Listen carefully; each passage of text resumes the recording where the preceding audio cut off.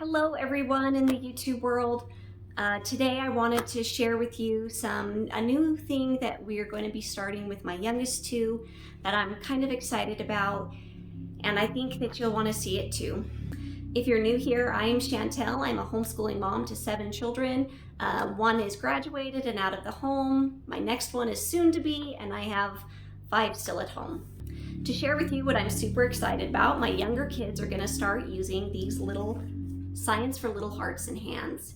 I am really excited about these because they are just the perfect level for their age. They're both in 2nd grade. And I actually feel like these are great for up through 3rd grade, maybe even 4th, depending on the kid.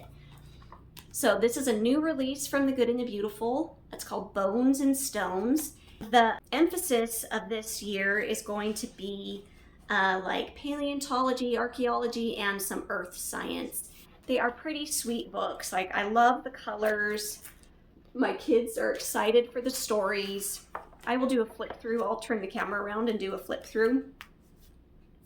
If you're not familiar with how it works, so there is a parent guide that kind of guides you through what to do each lesson, and sometimes there's stories. Depending on the unit, some of them have audio and some of them have videos. This one has audio with some engaging stories, and while they're listening to the story, I think the thing that I enjoy the most is that it has a hands-on activity while they're listening. So while they're listening to the story, they're going to have a pawn and they're going to move it. It's going to have like a bell, or like if you're like me from the 80s, you remember those books on tape and it would go doo-doo-doo-doo-doo, turn the page. That's kind of what this is. It has like a turn the page noise or move your pawn, and then it talks about it. So the kids are actively engaged, and it'll often ask questions about the picture that's near it or something like that to just keep your kids engaged in what they're hearing and in the lesson. There's also some super fun activities that my kids in other units we've done, they've just really enjoyed it. Now this is geared for K through 3rd or 2nd, K through 2nd.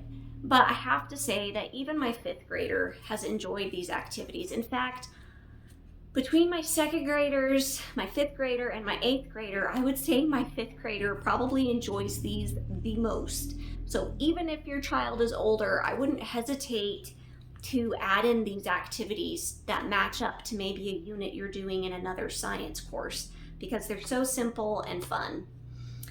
He does not enjoy the audio quite as much as the younger kids do, but he enjoys the stories far more than my younger kids do, like, because he's older and just has more experience, and I think he just understands what they're talking about more.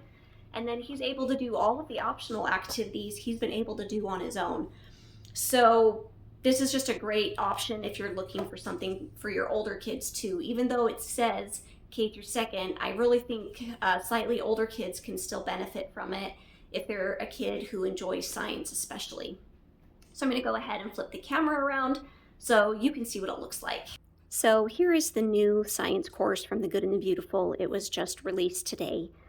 This is Bones and Stones, and it is, from what I can tell in the table of contents, it is mostly in earth science and like dinosaur paleontology type of topics. So if you're not familiar with The Good and the Beautiful, it starts with a parent guide, and in the parent guide it'll tell you kind of what to do. Like, there's a text there and it tells you, if you're going to read out of the big book of stories. It talks about like the audio narrations, and there's activities and stuff like that. And then there's this activity supply sheet at the very beginning, so you can make sure that you have everything ready. All right, so how it works is there's a lesson, and it will tell you at the beginning kind of what to do. Like, this one tells you to point at the rocks below, and then it tells you what to read, and it talks about pointing out the colors and things like that. And it just has really nice, exactly what to say. It's scripted. Besides that, after that, it has the supplies you'll need. It has more of what you're going to say. And then it has the activity time. Sometimes the activities change. Sometimes it's a story. Sometimes, like this one, you're reading this and they're having you do little activities with these pictures. And then there's some more here. At the very end of going through your little lesson, there is a discussion and usually an optional activity. These are the ones that my 5th grader has really enjoyed. My 2nd graders loved it too, but he was able to do it on his own, whereas I still have to help my 2nd graders. And then, like, here's maybe another lesson. For this lesson, because it alternates, like this lesson did not use the Big Book of Stories, but this lesson will. So it still has your opening activity scripted of what to say, and then it goes into story time. But when you go into story time, it tells you what page to go to, so you don't have to fumble around. So you go to that page and there's a story, and you're going to read this story. These are very colorful.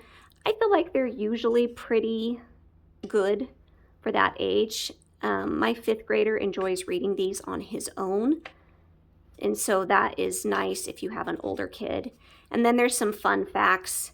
We've not actually gone through and read all of the fun facts after a lesson because my younger kids, the 7-year-olds, their attention span just doesn't usually last through this, so I'll just pick 1 or 2 I think that they would like. When you finish doing all of that, there's a discussion question to kind of help with the comprehension, and then another activity. This one is fairly simple. It uses an apple, and that is a pretty simple and easy activity to do for your younger kids. And for something like this that I was talking about in my video, again, there's an opening, it's scripted what to say, and then there's an audio narration where you get to listen to a story. While you're listening to the story, you are going to pull out one of these game pawns. These just pop right out of the book, and they fold to make a pawn, and you're going to move it along these steps.